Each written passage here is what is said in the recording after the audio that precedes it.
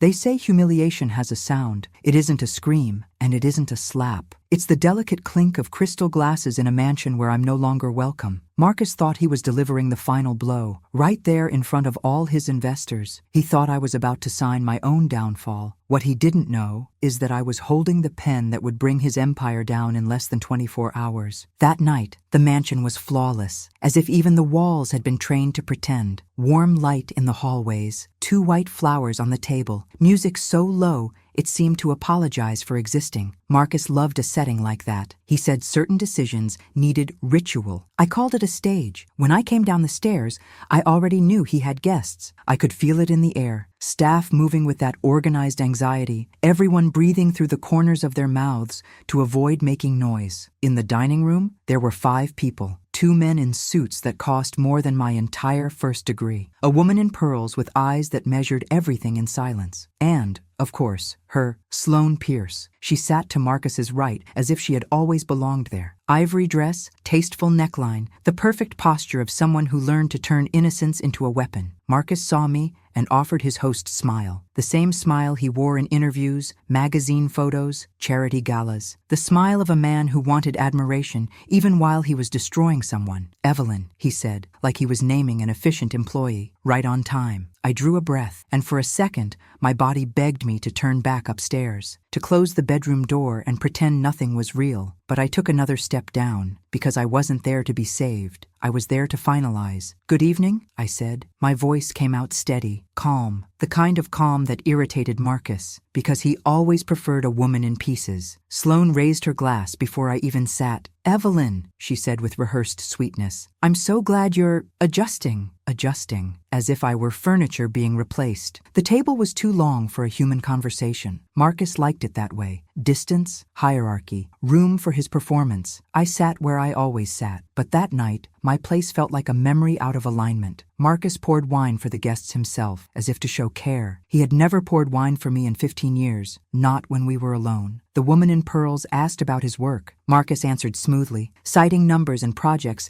as if he'd birthed them with his own hands. "We're expanding our premium property portfolio," he said. "The market is volatile, but Carter Meridian, we know how to navigate." I watched his hand beside the glass, the Swiss watch catching the light, the wedding band still on his finger, like a joke. "Evelyn," Marcus turned to me, still smiling, "tell them how you always supported my work." I almost laughed, not from humor, from the absurdity, supported, as if I'd been a spectator in the stands, not the person who held the books together, put out invisible fires, sealed the leaks no one else could see. "I always believed in Marcus's vision," I replied, simple, neutral, like an assistant praising her boss. He liked that. I saw it in the way his jaw loosened. Marcus loved it when I looked small. Dinner went on with calculated laughter, compliments on the decor, casual talk of trips I wouldn't be taking anymore. Sloane leaned in now and then and touched Marcus's arm with just enough intimacy for me to notice. She didn't do it out of affection. She did it to mark territory. At some point, Marcus gave a slight nod, and one of the men in the suit opened a slim folder on the table. The sound of leather touching wood landed like a period. Marcus dabbed his mouth with his napkin, unhurried. He turned to me as if he were about to make a toast. "Let's get to it," he said. The guests paid attention while pretending they weren't. These were the kind of people who watched shipwrecks with manners. Marcus slid the folder toward me. A pen rested on top, aligned like a surgical instrument. "The divorce," he announced, voice firm, wrapped in that polite tone that only exists when someone is sure of their power. "I want this handled cleanly." Cleanly, another pretty word for something filthy. I opened the folder, page after page, tight print, terms and clauses, but I didn't need to read to know what was coming. I'd seen versions of this before. Other marriages, other women leaving with a smile to hide the bleeding. Marcus began listing the terms like he was presenting a quarterly report. "The house stays with me. The vehicles stay with me. The shares and holdings stay with me. You keep your personal items and—" He paused. "Theatrical. A fixed transition amount for 6 months. 6 months. As if 15 years could be converted into half a year of charity. I lifted my eyes to Marcus. He held my gaze without blinking, because he expected tears. He expected an argument. He expected me to beg to keep a sliver of luxury. What he didn't expect was me inhaling and asking, "Do you want me to sign today?" The room went just a shade quieter, as if everyone missed a heartbeat. Sloane's eyebrow rose, surprised for a second, before she rearranged her face. Marcus tilted his head. Yes, he said, pleased. So you can move on, without complications. Without complications. He looked at me like I was a logistical problem. I flipped through the pages carefully, more for theater than necessity. I let my fingers trace the clauses, like I was checking something I already understood.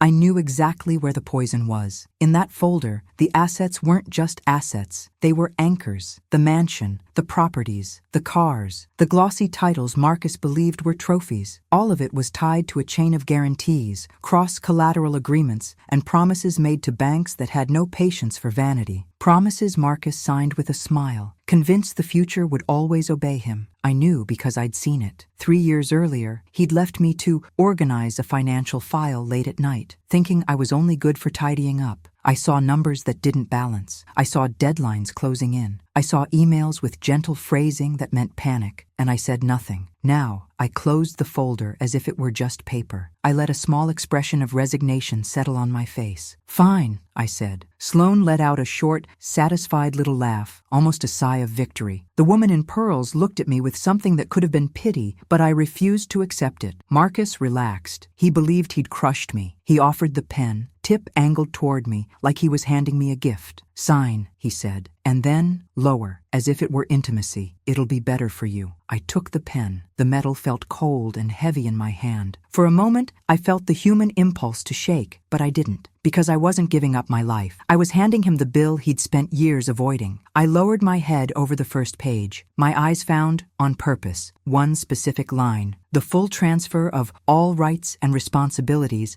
attached to the assets. Rights and responsibilities. I almost smiled. Marcus was certain responsibility was a word meant for other people. I signed. My name flowed in a firm, elegant line, like I was signing a holiday card. When I finished, I pushed the folder back with both hands, as if offering respect. Marcus took it and gestured for the man in the suit to collect everything. He lifted his glass. To freedom, Marcus announced, looking at me with quiet superiority. And to new beginnings. Glasses clinked. That sound again. Humiliation. I lifted my glass too, tapped it against his without force, just enough for the ritual. And for the first time that night, I said something that was completely true. Yes, I said, meeting Marcus's eyes. You just got everything you asked for. People love to ask how you can stay with someone for 15 years when they treat you like an accessory. They imagine there's a single answer, a single dramatic scene, a suitcase slammed, a door kicked open, a brave speech. The truth is uglier and quieter. You don't wake up one morning and decide to be diminished. You learn it the way you learn a language, one correction at a time. The first year, Marcus called it helping. He'd look over my shoulder when I paid bills and say, lightly, let me handle that. You'll stress yourself out. The second year, it was efficiency. He'd take my phone from my hand and book dinners, cancel plans, reschedule family visits like my time was a calendar he owned. By the 5th year, it was image. He'd guide me by the elbow at parties, smile for photos, then whisper in my ear, don't talk too much. People notice. And because he never shouted in public, because he never left bruises, because he bought me expensive things like a man buying silence, everyone called him charming. They called me lucky. Our mansion sat in a neighborhood where the lawns looked ironed and the houses stood like trophies. The kind of place where women talked about wine pairings and private schools the way other people talked about rent. Marcus loved that world because it reflected him back in a flattering light. He liked saying our address out loud, but what no one saw was how the elegance was supported, not by Marcus's genius, not by his vision, but by 1,000 small choices I made that kept his world from wobbling. I used to work in finance before we married. Not glamorous finance, real finance. The kind that meant spreadsheets, risk models, long nights with cold coffee and a sharp pencil behind my ear. When I got pregnant the first time, Marcus told me I didn't need that job anymore. We're building a life, he said, hand on my belly like he was blessing me. Our family doesn't need you exhausted for strangers. When I lost the pregnancy 3 months later, he bought me a necklace, a diamond so bright it nearly made me laugh. You can have anything, he told me, except that job. He said it like it was generosity. That was the moment I learned the currency of our marriage. Comfort in exchange for obedience, and I obeyed for a long time. not because I was weak, because I kept believing there would be a point where he would look at me and see what I'd done, where he would soften, where the man I thought I married would return. It's embarrassing how long a smart woman can wait for someone's kindness if she's been trained to blame herself for its absence. Marcus's company, Carter Meridian Group, became the center of everything. His schedule dictated mine. His moods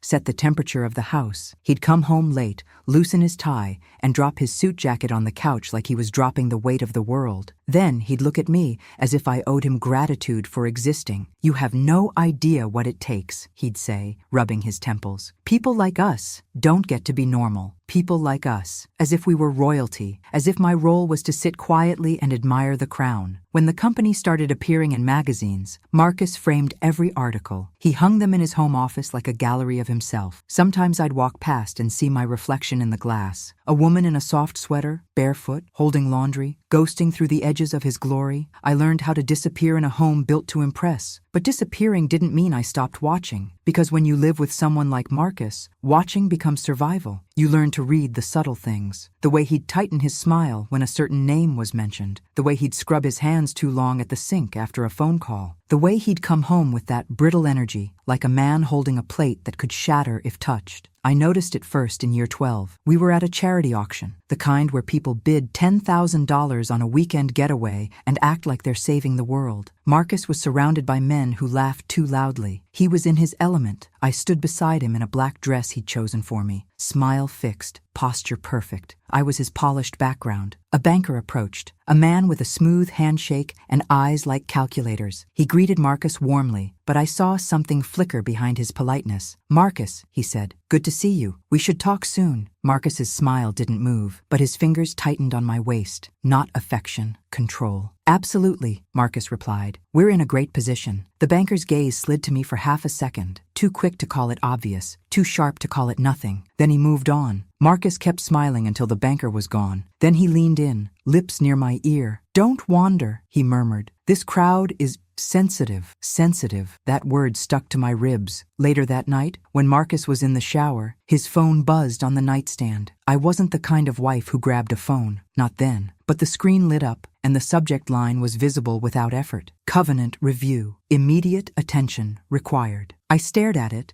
like it was a snake under glass. I didn't open it. I didn't need to. Not yet. Because that single line did something dangerous in my mind. It reminded me of who I used to be. It reminded me that behind charm and marble floors and magazine spreads, numbers still ruled, and numbers don't care about ego. The next morning, I did something I hadn't done in years. I asked Marcus a question he didn't like. "Are things okay with the company?" I said, casually, while pouring coffee. Marcus didn't look up from his phone. "Of course. Just curious." I kept my tone light. "You seemed tense last night." He set his phone down with slow precision, like he was placing a weapon on a table. "Evelyn," he said, patient in the way a man is patient with a child. "You don't need to worry about that." "I'm not worrying," I lied. "I'm asking." His eyes lifted to mine, cold, measured. "Do you miss working?" he asked, and the question wasn't kind. It was a threat in a silk ribbon. I felt my stomach tighten. Not fear exactly, more like recognition. He wasn't answering because he didn't want me thinking in numbers again. "I don't miss anything,"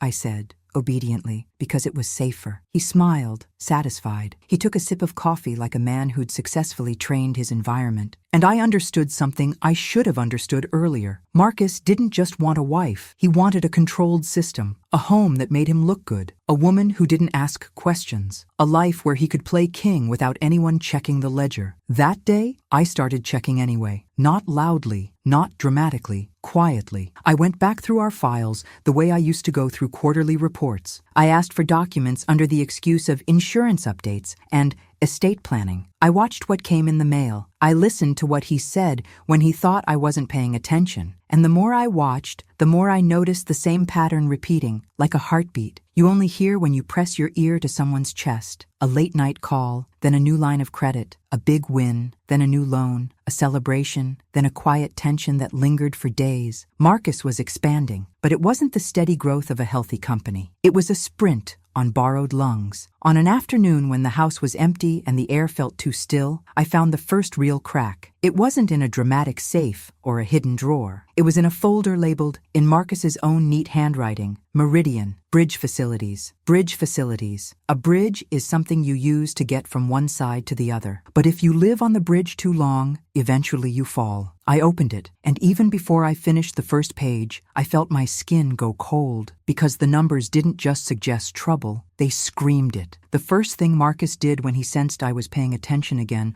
was not to confront me. He tightened the air. He became gentler in public, kinder in front of witnesses. He brought me my coat at events, pulled out my chair, kissed my cheek with camera-ready devotion, and at home, he turned every small thing into a rule. It started with my keys. One morning, I reached for my car keys on the entry table and found an empty space. Not missing, cleared, as if the table had never held anything at all. "Looking for these?" Marcus asked from the kitchen doorway, holding them between two fingers. I forced my face into calm. "I was going to run errands." He smiled without warmth. "I already did." It would have been easier if he shouted. Shouting is obvious. Shouting gives you a villain you can name. Marcus preferred something more elegant. He preferred to make me doubt my own need to move. After that, he began scheduling my life the way he scheduled his meetings. A manicure appointment I never asked for. A lunch with women I didn't like. A charity committee call that lasted 2 hours and accomplished nothing. He framed it as generosity. "You deserve to be taken care of," he'd say. And the words sounded sweet until you realized they were also a cage. If I declined, he didn't argue. He corrected. He'd tilt his head, mildly disappointed, like I'd failed a simple test. "Don't be difficult,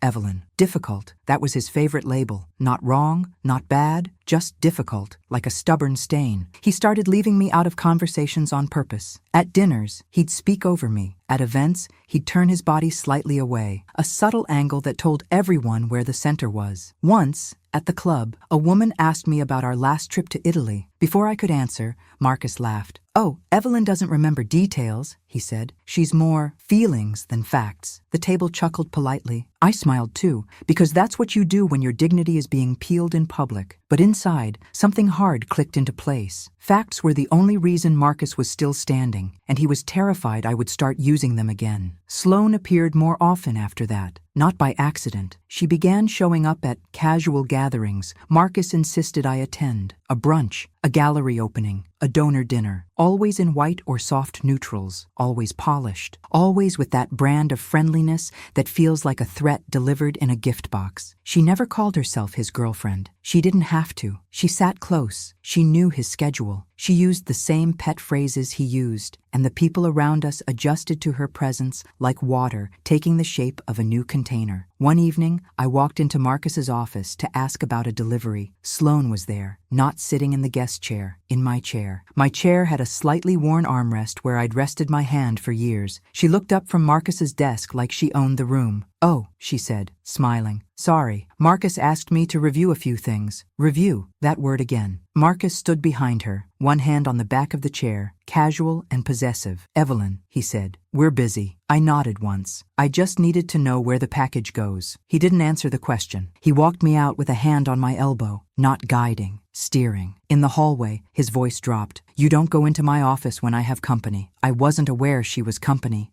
I said, still calm. His fingers tightened. "Don't do that," he warned softly. "Don't make me the bad guy." That line always made my stomach turn, because it meant, if I hurt you, it's your fault. That night, I didn't cry. I did something better. I started building my exits in silence. I'd learned long ago that Marcus didn't fear emotions. He feared documentation. So I began collecting my own. Nothing dramatic. Nothing that could be noticed. A screenshot here. A copied PDF there. A photo of an envelope before I threw it away. I created a new email address with a name that meant nothing, on a device Marcus didn't know existed. I kept it hidden inside a box of old tax receipts in the guest room closet. People think secrecy looks like spy movies. Real secrecy looks like boredom. It looks like folding laundry and, with the same hands, sliding a document into a plain manila folder. It looks like smiling at dinner and memorizing who is watching you and who is pretending not to. Marcus's rules intensified when he noticed I was quieter than usual. Quietness is suspicious to men who rely on noise. He began commenting on my clothes. "Are you wearing that?" he asked one morning, eyes scanning me like a critic. It was a simple dress, navy, modest. "What's wrong with it?" I asked. He sighed like I'd exhausted him. "It makes you look tired." I looked at him, steady. "And that matters because," his gaze sharpened, "because you represent me." There it was. Not us. Not our family. Him. I went upstairs and changed into something he would approve of. Not because I agreed, but because I needed him complacent. Control thrives on visible compliance, and I needed him to think I was still trainable. Around that time, he started taking calls outside. He'd step onto the patio with his phone, voice low, and when he returned, his smile would be too bright. One afternoon, I heard him say my name through the glass door, not lovingly, like a file label. I stood still behind the curtain, holding my breath. "I'm telling you, she won't be a problem," Marcus said. "She'll sign whatever I put in front of her." I felt something cold move through me. Not surprise, confirmation. That evening, I did what I always did after confirmation. I waited until he fell asleep. Marcus slept like a man convinced the world belonged to him, his mouth slightly open, his phone charging beside him. I didn't touch it, not because I couldn't, because he expected that kind of mistake. Instead, I went to his office. The door wasn't locked. It never was. Marcus thought the lock was me. His desk was neat, arranged like a showroom. I didn't rummage. I scanned. I'd learned that if you move one object in a man's controlled environment, he notices. So I touched as little as possible. I opened the bottom drawer where he kept boring paperwork. The files were labeled with confidence. Expansion, acquisitions, investors, and then the one that made my pulse slow down into something sharp. Bridge facilities. I slid it out. Inside were copies, some official, some printed emails, some notes in Marcus's handwriting. The numbers were bad, not "we need to tighten spending" bad. Bad in the way a person is bad when they've been coughing blood and still insist it's allergies. The loan terms weren't normal. Short maturities, aggressive covenants, penalties stacked like stairs. And there were signatures. Marcus's, of course, but also lines referencing spousal consent. I didn't take the folder. I took evidence. I photographed key pages with my phone, no flash, hands steady. I emailed the images to my hidden account immediately, then deleted the sent items, then deleted the trash. I'd done this before, in another life. The skill came back like muscle memory. I replaced everything exactly as I found it. Then I noticed something I hadn't expected. A second folder behind it, thin and oddly plain, like Marcus didn't want it seen even among his own secrets. No label, just a white tab. My fingers hesitated. A small part of me whispered, "Not tonight." But curiosity isn't always a choice. I opened it. Inside was a printed email thread, not a contract, not a statement, an email chain. And the sender line made my throat tighten. Sloan Pierce. I forced myself to read like a professional, not a wife. The email was addressed to Marcus and copied to someone else, a name I didn't recognize at first. Then I did. A senior risk officer at a bank Marcus had mentioned once, years ago, like an afterthought. The subject line was worse than the name. Spousal consent form. Updated version attached. I stared at those words until they blurred. Spousal consent. Updated version attached. My skin went cold because I already knew what it meant. A spouse's consent is required when a lender wants comfort, when they want to reach beyond the borrower, when they want to pull a wife into the current so she can't swim away. My hands didn't shake. My mind did something else. It went quiet. In the thread, Sloan wrote with polite efficiency. She talked about finalizing compliance, about aligning signatures, about keeping the process smooth, and then the line that made my mouth taste like metal. We've included Evelyn's signature line as previously provided. As previously provided. I flipped to the attachment printout. It was a form, a single page, 2 signatures at the bottom, Marcus's and mine, my name, in my handwriting, my signature, perfect, except I had never signed it. I knew my own hand, the way I knew my own voice, and that signature was mine, but it wasn't mine. I stood there in Marcus's office, surrounded by his perfect order, and realized something with absolute clarity. The humiliation he planned for me wasn't just emotional. It was financial. It was legal. It was permanent. I took a photo of the email thread, then another, then a close-up of the signature. I sent it to my hidden account, deleted the traces, and slid the folder back exactly where it belonged, When I walked back upstairs, the hallway felt longer than it had ever felt before. Marcus was asleep, breathing easily, as if nothing in the world could touch him. I stood at the edge of the bed, looking down at the man I'd spent 15 years making comfortable, and for the first time, I didn't feel sad. I felt precise, because if Marcus and Sloane had already forged my name once, then they'd just given me the one thing I needed to destroy them, without raising my voice. After that night in Marcus's office, I didn't confront him. Not about the forged signature, not about Sloane. Confrontation was for people who still believed the other person had a conscience to appeal to. Marcus didn't. He had a reputation to protect and an ego to feed. And the moment I pushed, he would shift the story until I was the unstable one. So I did what I had trained myself to do for years. I became pleasant.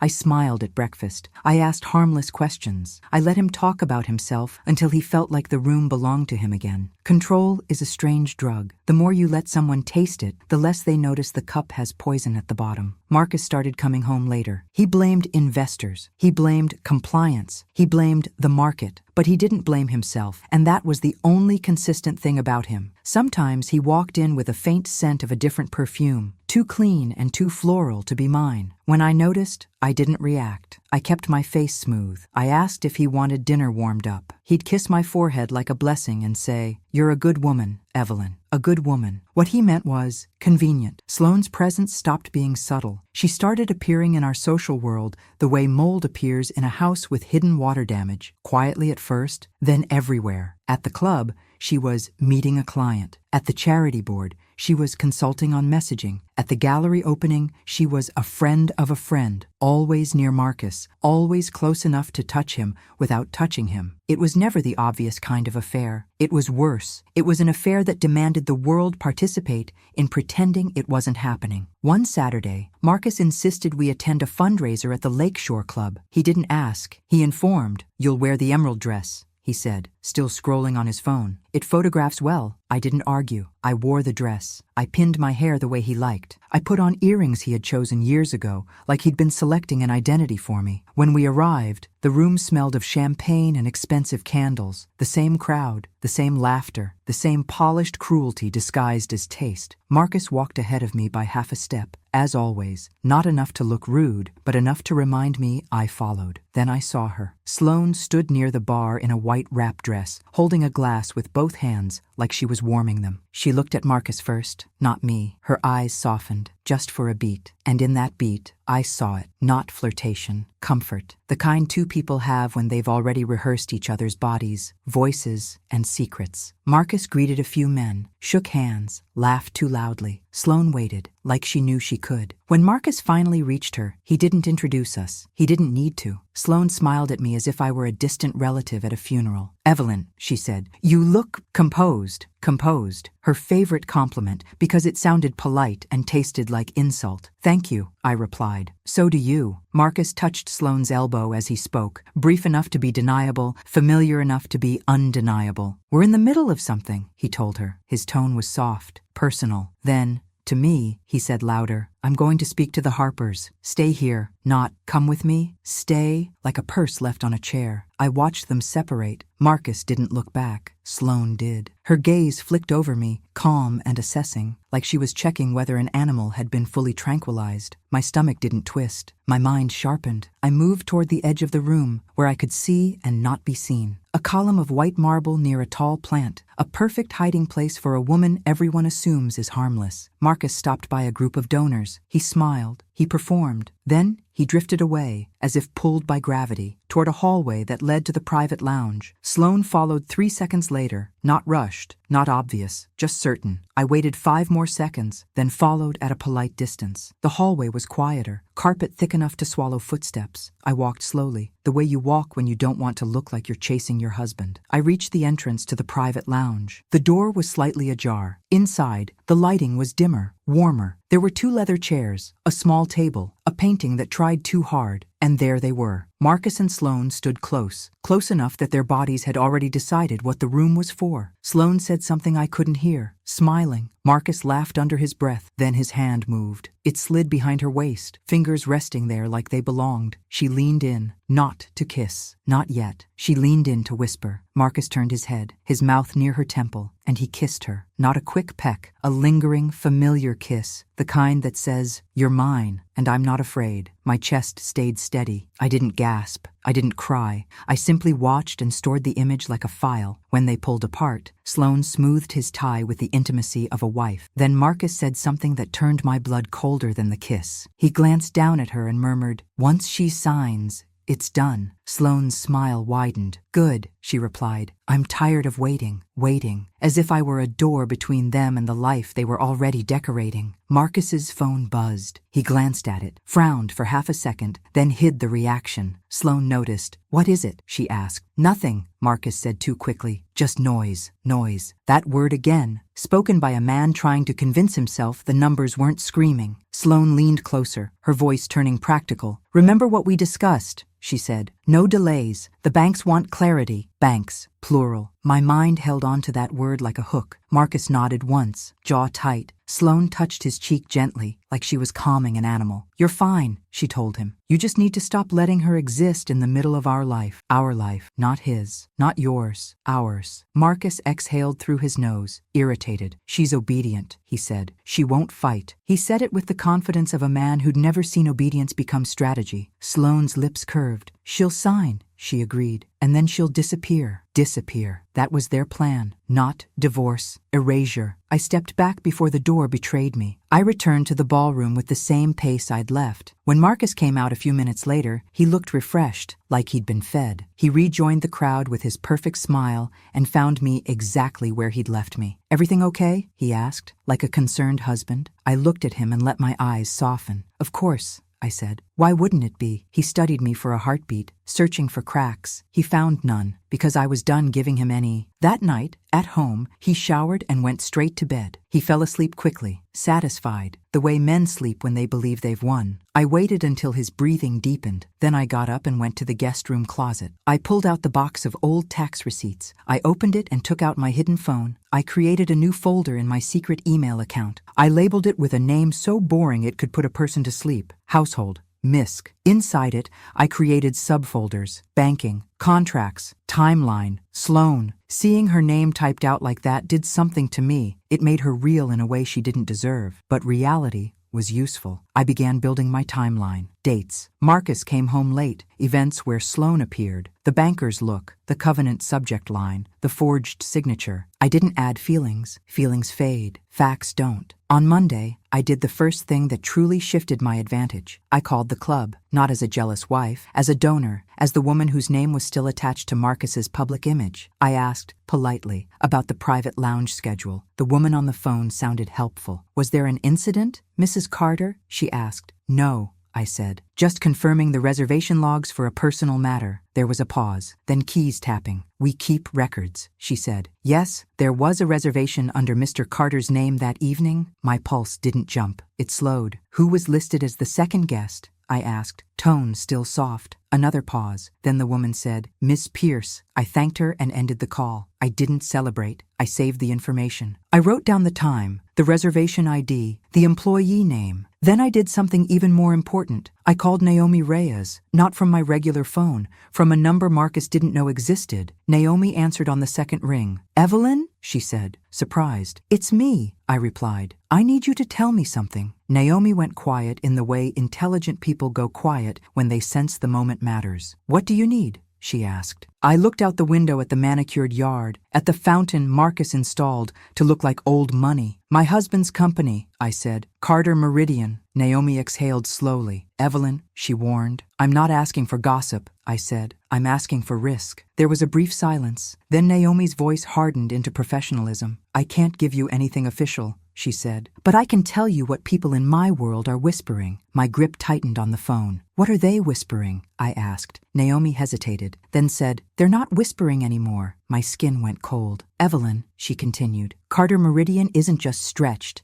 It's flagged. Flagged." I swallowed once, keeping my voice calm. "By who?" I asked. Naomi's answer came softly, like she didn't want the words to exist. Multiple lenders, she said. And there's a name attached to the internal notes. My heartbeat stayed quiet, but my mind braced. What name? I asked. Naomi paused, then said it. Sloan Pierce. When Naomi said Sloan's name, it didn't land like a shock. It landed like a puzzle piece clicking into place so neatly it was almost insulting. I stood at my kitchen counter, staring at the marble Marcus loved because it looked like legacy. Outside, the fountain burbled like a polite lie. Inside, Naomi's voice stayed low and careful. Evelyn, she said, I'm telling you this because you asked for risk, not because I want you in the middle of it. I'm already in it, I replied. I just need to know where the edges are. There was a pause. Then she spoke in the clipped language of someone trained to measure consequences. Carter Meridian has bridge debt stacked on top of bridge debt, Naomi said. Short maturities,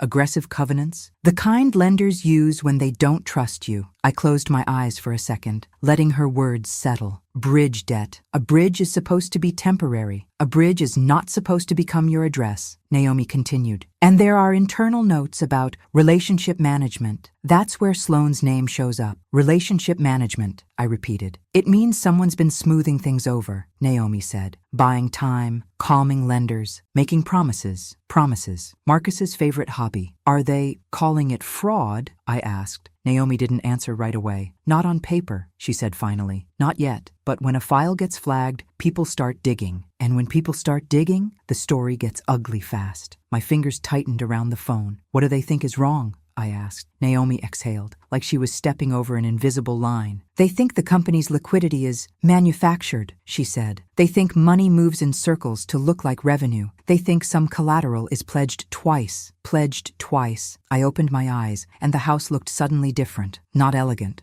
Not safe, just expensive decor propped up against gravity. How close? I asked. Naomi didn't need to ask what I meant. Close enough that one event could trigger a cascade, she said. A cascade. That word made my mouth go dry. What event? I asked. Naomi hesitated again, then said, a change that forces lenders to look, something that changes risk on paper. My mind went still, because I already knew one change Marcus was desperate to control. Divorce. He wanted it private, quiet, fast. Not because he cared about dignity, because divorce is a disclosure, and disclosure is a spotlight. I need documents, I said. Naomi's voice sharpened. Evelyn, be careful. I am careful, I said. That's why I'm still alive in this marriage. We ended the call with nothing sentimental. Naomi wasn't that kind of friend. She didn't give hugs. She gave coordinates. When I hung up, I didn't pace. I didn't hyperventilate. I made tea. That sounds ridiculous, but routine is the only thing that keeps panic from making decisions for you. Then, while the kettle warmed, I went to Marcus's study, not his office. His study. The room he used to feel important, lined with books he never opened. I knew where he kept the safe documents, not in a safe. Marcus thought secrecy was beneath him. He used confidence like a lock. The cabinet was closed, not locked. I opened it with steady hands. Inside were binders, folders, and the kind of paperwork men like Marcus treat as background noise. I pulled out the folder labeled Meridian Bridge Facilities again. But this time, I didn't just skim. I read. I sat at his desk, the leather chair cool against my skin, and I read like the woman I used to be. Page 1, principal amount. Page 2, maturity date. Page 3, covenant tests. Debt service coverage ratio. Minimum liquidity. Restrictions on asset transfers. My eyes moved faster with every line, because the pattern was there, repeating like a bad heartbeat. Short money, high interest, collateral everywhere. And then I saw it. Cross-collateralization. Not one asset backing one loan. Multiple assets backing multiple loans, tangled together so tightly that if one thread snapped, everything tightened around your throat. I turned to the section on events of default. That's where lenders hide their teeth. Failure to pay, misrepresentation, breach of covenant. Then a phrase that made my stomach go cold, because it was written in clean legal language and meant disaster. Transfer of any pledged collateral without lender consent. Transfer. My eyes flicked to the collateral schedule, a list of properties, addresses, parcel numbers. I expected the commercial buildings, the flashy developments Marcus loved to brag about, but halfway down the list, There it was, our home, the mansion, the address Marcus loved saying out loud. I stared at it until the ink felt like it was lifting off the page. He'd pledged our home, not just a mortgage, pledged as collateral for corporate bridge debt. I kept reading, and the next line hit even harder. Personal property and marital residence included under continuing guarantee. Guarantee. I flipped pages, fast now, careful not to bend corners. There it was again. Spousal consent. Not once, multiple times. Different facilities, different lenders, same theme. They wanted my name tied to his risk, because a lender doesn't ask for a spouse unless they're worried the borrower will run. And Marcus was the kind of man who would run from responsibility if it didn't have a photographer. My tea kettle whistled downstairs. I didn't move. I turned to the maturity schedule, dates, deadlines, and I found the one that made my pulse slow into something lethal. A bridge facility due in 67 days. 67 days. The number sat there like a countdown. Under it, a note in Marcus's handwriting. Refi contingent on optics plus no marital noise. No marital noise. That's what I was to him. Noise. I flipped to the covenant testing section. Monthly reporting. Quarterly compliance. And then, a clause that read like a guillotine. Material adverse change, including significant changes in ownership, management, or legal proceedings impacting borrower. Legal proceedings. Divorce. If the lender learned the truth, they could call it an adverse change. They could demand immediate remedies. They could accelerate. And with cross-collateralization, acceleration doesn't stay polite. It spreads. I leaned back in the chair, breathing shallow. Not panic. Calculation. Because now I could see the entire structure. Marcus wasn't rich. Marcus was leveraged. His empire wasn't a kingdom. It was a tower of agreements stacked in a windstorm. And Sloan? Sloan wasn't just an affair. She was a bandage, a person paid in proximity and power to keep the lenders calm, to keep the story clean, to keep the bridge from collapsing before Marcus crossed it. My gaze drifted to another binder, thinner, tucked behind the bridge folder. A tab labeled Indemnities. I opened it. Inside were drafts of documents, agreements, side letters. One page had Marcus's initials, and on the second signature line, mine. Again, that same perfect imitation. The kind that could fool someone who didn't know me, but I knew me. I photographed it. Then I did something that felt strangely tender. I copied the page, not with a home printer, too traceable. I used my phone to capture every angle, every corner, every timestamp.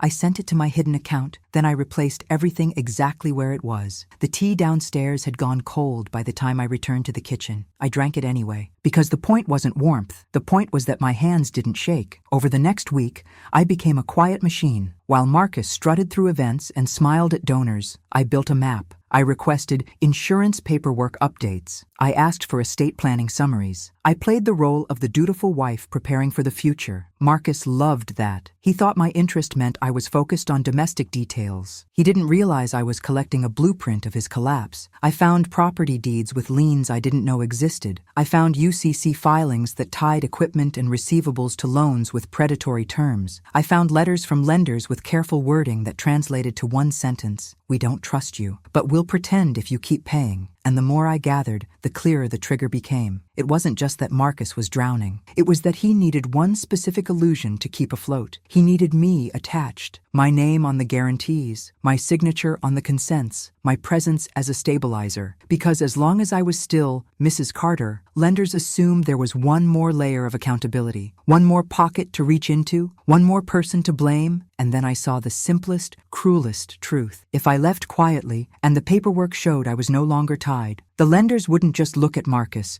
They would pounce, because the moment I was officially free, the only thing left holding that tower up would be Marcus's promises. And promises don't count as collateral. That's when I scheduled a meeting with Graham Holt, not through my regular email, not through my usual phone, through a referral Naomi gave me, whispered like a password. Graham's office was in a building that didn't try to impress anyone. No glass walls, no marble, just clean wood, muted light, and a receptionist who didn't ask personal questions. Graham looked exactly like I needed him to look. Not flashy, not dramatic. A man who had seen enough wealthy people implode that nothing about wealth impressed him anymore. He shook my hand once, firm and brief. "Mrs. Carter," he said. "Just Evelyn," I replied. He studied me for a moment, not with flirtation, not with pity, with assessment. What are we protecting? He asked. I pulled out a plain folder and placed it on his desk. Not the whole thing, just enough to make him understand the gravity. Me, I said, and the truth. Graham opened it and scanned the first page. His eyes narrowed. He flipped to the next, then the next. He didn't react emotionally, but I saw the shift in his posture, the way professionals stiffen when the numbers stop being theoretical. This is, he began. A lot, I finished. Graham tapped one line with his pen. This spousal consent, he said. This signature. Did you sign this? No, I said. He looked up. Are you certain? I'm certain the way I'm certain of my own name, I replied. Graham's face hardened. Forgery, he said simply. He closed the folder, slow. Then he leaned back and finally exhaled. Evelyn, he said, do you understand what you're holding? A match, I answered. He gave me a faint, humorless smile. Yes, he said, and your husband is standing in gasoline. I kept my voice steady. I don't want a scandal, I said.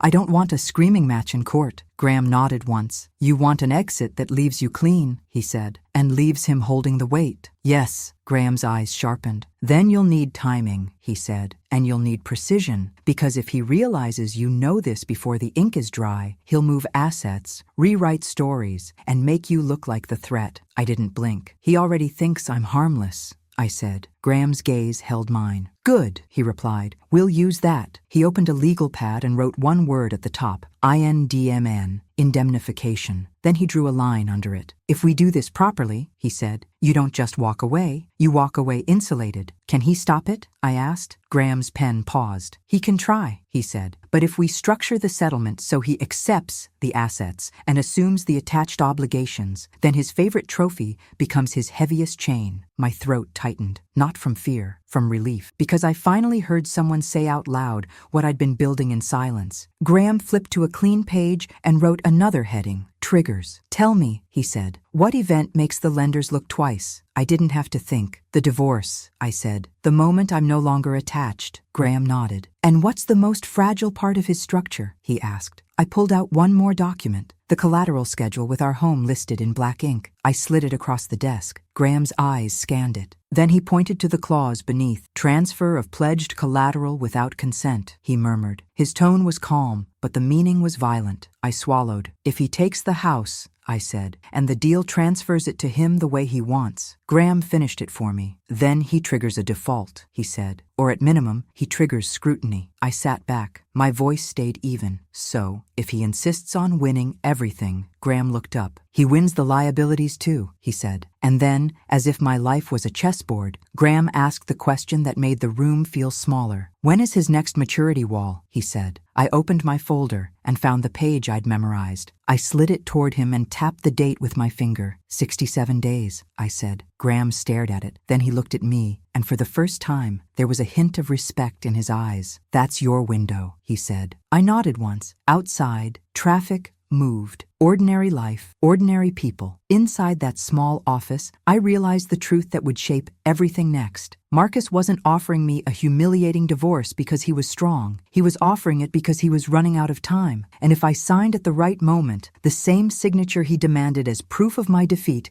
would become the first domino in his collapse. When I left Graham Holt's office, I didn't feel triumphant. Triumph is loud. It's the kind of emotion Marcus liked. Big, visible, performative. What I felt was quieter, a clean, sharp clarity. The kind you feel when you finally stop hoping and start planning. Chicago looked ordinary through the car window. People carrying grocery bags. A couple arguing gently at a crosswalk. A man walking a dog that pulled too hard on its leash. Normal life. I had almost forgotten it existed. My phone buzzed as I pulled into the driveway. A text from Marcus. Dinner tonight. 8. Dress well. Important guests. No please. No, are you free? Just instructions. I stared at the message for a moment, then typed back, of course. 2 words. A leash he believed he held. Inside the house, everything smelled like money and maintenance. Lemon polish on wood. Fresh flowers replaced before they wilted. I walked through rooms that had never felt like mine, even when my name was on the mailbox. And I reminded myself of the rule Graham had given me like a warning wrapped in advice. If he suspects you're awake, he'll start moving in the dark. so I stayed sleepy. That night at dinner, I played my role perfectly. I laughed at the right moments. I asked the wife questions. I nodded when Marcus talked about strategic growth and market timing. Sloane was there, of course. She wore a pale dress and a look of patient victory. At one point, when Marcus went to take a call, she leaned closer. "You're handling this well," she said softly, like she was complimenting a child. I smiled, the way I used to smile when I needed peace. "I've learned," I replied. Her eyes flicked across my face, searching for bitterness. She found none, because bitterness would have made her comfortable. She wanted me emotional. Emotions are easy to dismiss. Facts are not. When Marcus returned, he placed his hand lightly on the back of my chair. Possessive, public. Then he lifted his glass and announced something about new opportunities and future stability. Stability. The word made me almost laugh this time, for real. After dinner, Marcus cornered me in the hallway with that familiar tone of fake tenderness. "We're close," he said. "Don't complicate it." "I won't," I promised. He kissed my forehead like a stamp of ownership and went upstairs. I waited until the house went quiet again. Then I returned to my own work. My work wasn't revenge yet, not in the satisfying sense. My work was building a door that only opened one way. The next morning, I met Graham again. This time, I didn't bring emotion. I brought questions. "How do we make sure my name is off every guarantee?" I asked. Graham's answer was immediate. "We don't assume," he said. "We verify." He laid out steps the way surgeons lay out instruments. A full lean and UCC search, a review of all personal guarantees, a written release from lenders where possible. "And if they won't release?" I asked. Graham's eyes narrowed slightly. "Then we negotiate the settlement so that any obligation tied to those assets is assumed by him," he said. "And you're indemnified. On paper, with teeth." Teeth mattered. Marcus understood only consequences. Graham drafted clauses while speaking like he was reading weather. "Marcus assumes all liabilities attached to specified assets. Marcus holds Evelyn harmless. Marcus acknowledges no future claim to her income." Income. That word lit something in my chest. Because for years, Marcus had treated my earning potential like a threat to his control. Now it would be my exit route. "What about the forged signatures?" Graham asked. I kept my face still. "We keep them as leverage," I said. "Not as a bomb." Graham nodded once, approving. "Good," he said. "We don't need court drama. We need compliance." Compliance. It felt strange, hearing that word applied to Marcus, but that was the point. I wasn't trying to beat him at emotion. I was going to beat him at paperwork. On the way home, I stopped at a bank. Not the one Marcus used, not the one connected to Carter Meridian. A different bank. Smaller, quieter. I wore sunglasses and a plain coat, not because I thought I was being followed, but because I didn't want to be memorable. I opened an account in my name only. The banker asked what I did for work. I hesitated for half a second, then told the truth. "Consulting," I said. "Financial." The word tasted like oxygen. I created a second account as well, tied to a new LLC Graham recommended. A simple name. Boring. Forgettable. The kind of name no one notices until it's the only thing left standing. When I signed those forms, my hand didn't tremble. My signature belonged to me again. Back at the mansion, I began separating my life into categories, not in closets, in my mind. What was sentimental? What was necessary? What was evidence? Sentimental went first, because it was the easiest to lose. I walked into the guest room closet and pulled out an old box from the back. Inside were photographs from my 20s, a cheap apartment, a desk with textbooks, me smiling, tired, real. I touched the edges of one photo and felt something unexpected. Grief, not for Marcus, for myself, for the version of me who believed love meant shrinking. I put the photos into a new box, smaller and plain. Then I took my mother's ring from my jewelry drawer, not the diamonds Marcus bought to decorate silence. The ring my mother wore when she worked double shifts and still managed to kiss my forehead at night. I slid it onto my finger. It fit perfectly. That night, Marcus noticed it. "Is that new?" he asked, casual. "No," I said. "Just something old." He shrugged, uninterested, because Marcus only noticed what had resale value. Over the next 2 weeks, I created the illusion Marcus needed most, that I was fading. I stopped attending club lunches unless he insisted. I answered texts slowly. I wore softer colors. I became background again. Men like Marcus don't fear a woman who disappears. They fear a woman who steps into focus. Meanwhile, I moved quietly in the opposite direction. I met Naomi for coffee in a place far from our usual circles. A small cafe with scuffed wooden tables and a barista who didn't care who you were. Naomi looked at me like she was reading a balance sheet. "You're sure?" she asked. "Yes," I said. Naomi's mouth tightened. You know what happens when those lenders smell weakness, she said. That's why I'm controlling the scent, I replied. I slid a list across the table. Not dramatic, just clean bullet points. Names of lenders I'd found. Facility maturities. Collateral assets. Naomi scanned it, eyes narrowing. You've done your homework, she murmured. I used to do this for a living, I reminded her. Naomi tapped one line. This one, she said. If it's true, they'll accelerate if there's any material change. I know, I said. Naomi met my gaze. You're planning to be the change, she said quietly. I didn't smile. I'm planning to stop being his safety net, I replied. Naomi nodded once, like a judge granting permission. Then you need to make sure he can't blame you for the fall, she said. He'll try. I'm counting on it, I said. Because if Marcus blamed me, it meant he didn't have time to blame the truth. Graham's office became my second home. Not physically, mentally. We structured the settlement like a trap disguised as generosity. Marcus would get the mansion, the cars, the memberships, the public image, and with them, the attached obligations. We inserted language Marcus would read as victory, exclusive ownership, full control, immediate transfer, words men like him love. Then we hid the weight in the lines he would skim. Assumption of liabilities, responsibility for liens, indemnification. We also built a clean exit path for me, a modest apartment lease in my name, signed through the LLC, utilities set up quietly, a P.O. box for mail. I toured the apartment alone on a Tuesday morning. No agent recognized me. No neighbor stared. It was on the third floor of a brick building with a small courtyard. The hallway smelled faintly of laundry detergent. The unit was simple, white walls, hardwood floors with a few scratches, a kitchen that didn't pretend to be a showroom. I walked to the window and looked out at the street, cars passing, a woman carrying a toddler, a teenager on a bike, life not curated,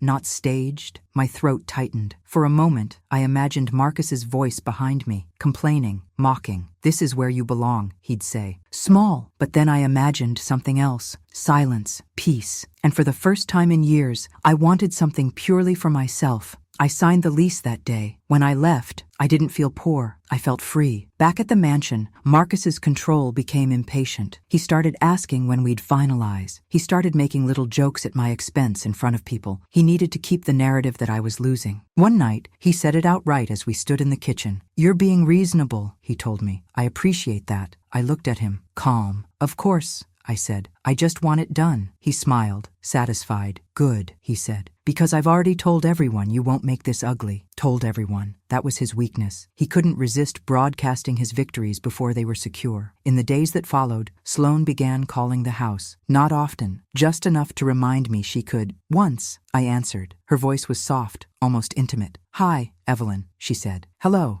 I replied. I know this is difficult, she said, as if she were a therapist. But you're doing the right thing. The right thing. I pictured her in her white dress, smoothing Marcus's tie like she owned his future. I'm doing what's best, I said. Sloane paused. For you, she corrected gently. I let my voice stay smooth. For me, I agreed. Then I added quietly, and for Marcus. Sloane gave a small laugh. You're sweet, she said. Sweet. That was what they called women they underestimated. When I hung up, I didn't feel anger. I felt timing, because the next phase needed a stage. Graham and I had discussed it in clinical terms, a social moment, a witness-heavy moment, something Marcus couldn't resist turning into theater, because theater makes men careless. So when Marcus texted me 3 days later, big dinner next week, signing after, everyone who matters will be there, I stared at the message and felt my pulse finally shift. Not faster, sharper. I typed back, perfect, I'll be there. Then I opened my hidden folder at home. I added a new subfolder under timeline. I named it dinner, and beneath that, I typed one sentence for myself, a promise in plain language. He wants a celebration of my surrender, so I'll give him one. Right before the floor drops out from under him. The week before,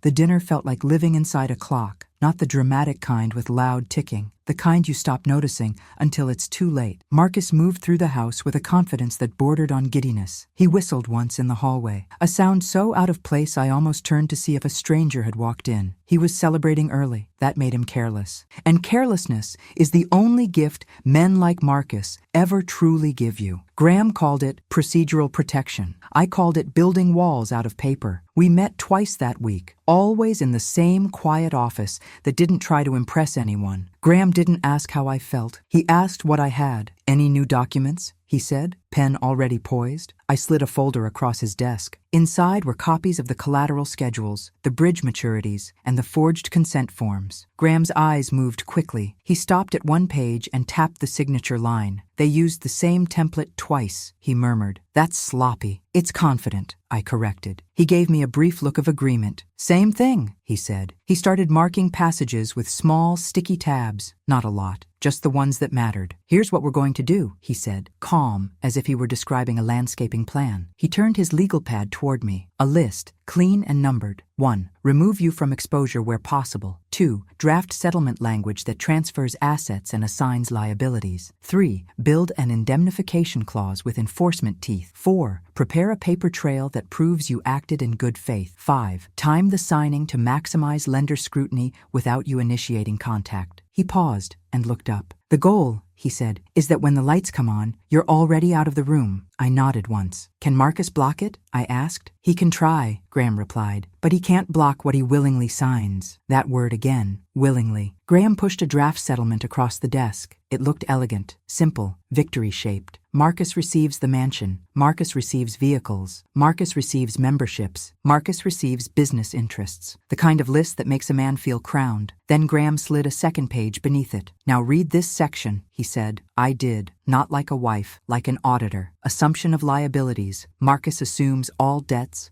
liens, encumbrances, and guarantees tied to the listed assets. Hold harmless. Marcus indemnifies Evelyn against any claim arising from those obligations. Representations. Marcus acknowledges he has reviewed all obligations attached to the assets and accepts them knowingly. Knowingly. A legal word that tastes like iron. Graham watched my face. This is what will keep you clean, he said. He can't later claim you tricked him if the document states he reviewed and accepted. And if he lies? I asked. Graham's mouth tightened slightly. Then we have the forgery, he said. And we have the lender documents. And we have his own handwritten notes about no marital noise. He leaned forward. You're not bluffing, Evelyn, he said. You're holding leverage. We use it as a seatbelt, not a crash. I appreciated that he didn't romanticize it. Revenge isn't satisfying when it's sloppy. On Wednesday, Naomi sent me a message from a number I didn't recognize. 2 minutes. Call now. I stepped into the pantry, shut the door, and called. Naomi answered immediately. They're tightening, she said without greeting. Who? I asked. Lenders, she replied. Multiple. You were right about timing. My pulse stayed steady. What changed? I asked. Naomi hesitated, then said, rumors. People talk. Someone mentioned divorce in a risk meeting. A chill moved through my stomach, quick and clean. Marcus? I asked. No, Naomi said. Not directly, but your world leaks. Clubs, boards, assistants. The word gets out. I closed my eyes for half a second. That's good, I said. Naomi sighed. It's dangerous, she corrected. It's both, I said. Tell me what they're doing. Naomi's voice became precise. They're reviewing covenants early, she said. They're looking at collateral concentration. They're asking for updated attestations. Attestations? I repeated. Meaning someone is about to be forced to say something on paper, Naomi said. And if the paper doesn't match reality, she didn't finish. She didn't need to. I opened my eyes and stared at canned goods stacked in perfect rows, as if order could prevent collapse. Do you see a trigger date? I asked. Naomi lowered her voice. Yes, she said. A review cycle in 10 days that aligns with one of the bridge maturities. If anything spooks them, they can accelerate. 10 days. The dinner was in 7. Thank you, I said. Naomi went quiet. Evelyn, she said, softer now. He's going to blame you. I know, I replied. And the woman, Sloane, she's attached to this, Naomi added. Her name is in places it shouldn't be. I pictured Sloane smoothing Marcus's tie, whispering about banks like she belonged in the room. I know, I repeated. Naomi's voice sharpened again. Then don't improvise, she warned.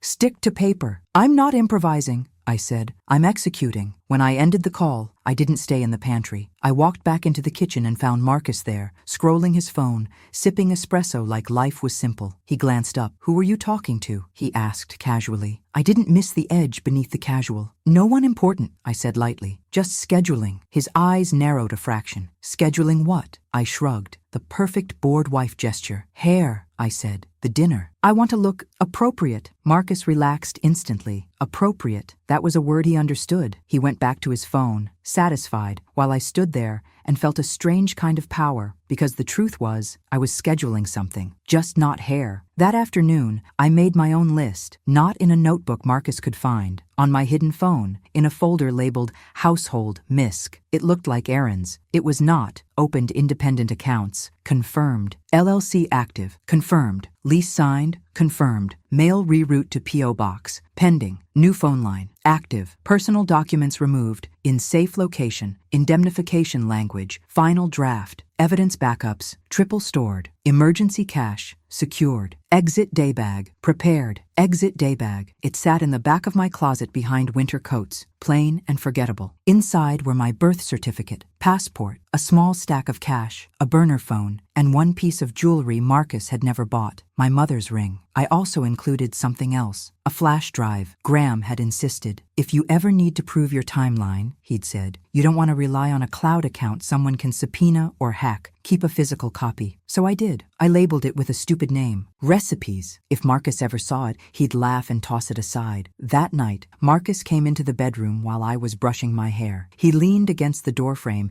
and watched me in the mirror. You've been easier, he said. I kept brushing. Is that a complaint? I asked. He smiled. It's smart, he replied. Some women would try to punish me. Punish you, I repeated calmly. He stepped closer, voice lowering. Don't act like you're the victim, he said. You're walking away with dignity because I'm allowing it. Allowing. He loved that word. It made him feel like a judge handing down mercy. I turned slightly, meeting his gaze in the mirror. I appreciate your generosity, I said. It tasted bitter in my mouth, but it sounded perfect. Marcus's smile widened. He was fully convinced now. He kissed my cheek with the casual ownership of a man placing a hand on a car he planned to keep. Then he went to bed. I waited until his breathing deepened. Then I opened my hidden phone and messaged Graham. One concern. He may try to slip in an extra consent form. Graham replied within minutes. Expect it. Bring your own notary if necessary. Also, we will have an addendum ready. Addendum. A simple word that can change a life. The next morning, Graham sent me a final version of the settlement package. 2 copies. One clean version for Marcus. One with an extra page at the end. A short addendum titled, Acknowledgement of Liabilities. It was written in plain language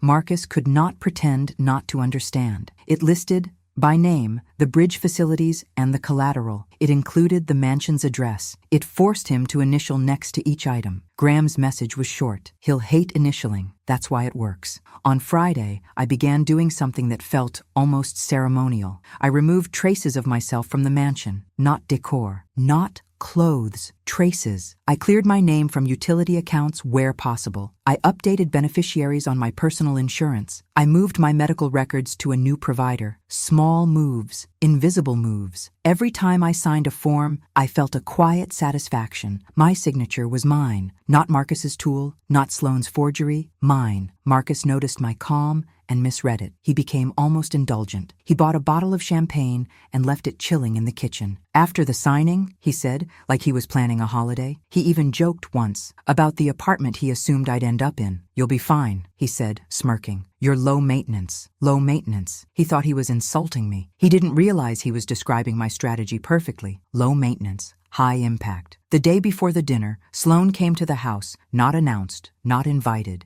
I was in the living room pretending to flip through a magazine when I heard her heels. Marcus walked in with her as if she belonged there. Evelyn, Marcus said, Sloane is helping coordinate tomorrow. Helping. That word again, in Marcus's mouth, always meant control. Sloane smiled and placed a slim folder on the coffee table. I brought a few documents, she said sweetly, just to make the process efficient. My eyes rested on the folder, a familiar shape. Too slim to be the full settlement, too neat, too intentional. Marcus sat back, watching me like he was waiting for a flinch. I didn't flinch. I reached for the folder slowly, as if bored. Sloane's fingers brushed the edge, holding it for a second longer than necessary. Her voice dropped, almost intimate. It's just standard paperwork, she said. Nothing to worry about. Standard. The lie people use when something is designed to trap you. I opened the folder. Inside were 2 pages. One was an updated consent form, formatted like the lender forms I'd already seen. The other was a short power of attorney authorization. Limited, it claimed. Temporary, it claimed. I read the header once, then looked up. Marcus was smiling. Sloane was smiling. They both wore the same expression, polite confidence, the expression of people who believe they are the only ones in the room with a plan. I set the folder back down gently. Of course, I said, voice calm. I'll review these with my attorney tonight. Marcus's smile twitched. Why? He asked. Too fast? It's standard. I tilted my head. Then it won't be a problem, I replied. Sloane's eyes sharpened for half a second. Marcus leaned forward,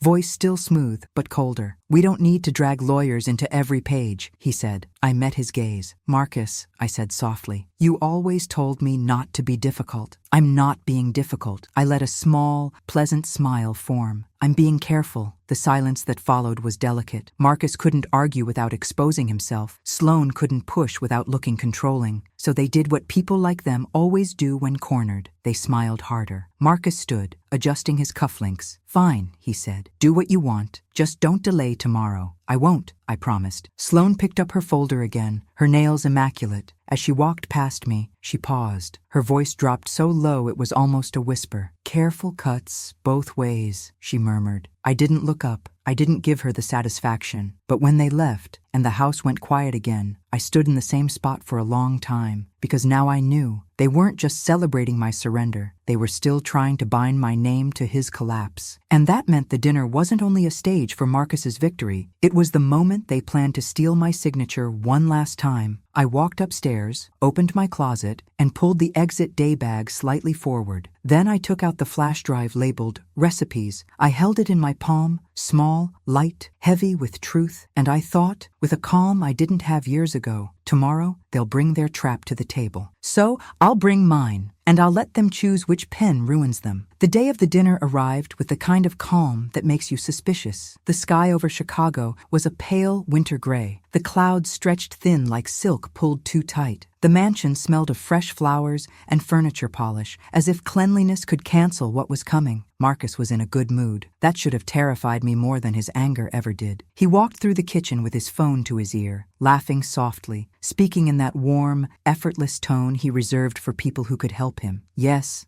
of course, he said. Everything's handled. Tonight is just the formalities. Formalities. That word was a lie. Tonight was a trigger. I moved through the day like I was preparing for a wedding. Not mine. His. Because that's what it felt like. Marcus marrying his own illusion in front of witnesses. The staff set the table with the precision of a ceremony. White linens, crystal glasses, silverware aligned so perfectly it looked like a warning. Marcus's chosen caterer arrived in black coats, carrying trays like sacred offerings. The smell of roasted meat and citrus made the house feel warmer than it deserved. Upstairs, I dressed carefully, not to impress Marcus, to disappear inside the version of myself he expected. A deep green dress, elegant, modest, expensive in the quiet way that never looks desperate, hair pinned back, makeup soft enough to read as natural, sharp enough to read as composed. I put on my mother's ring. Then, over it, I slid the diamond Marcus had given me years ago, a costume layered over the truth. In my purse, beneath a compact and a small bottle of perfume,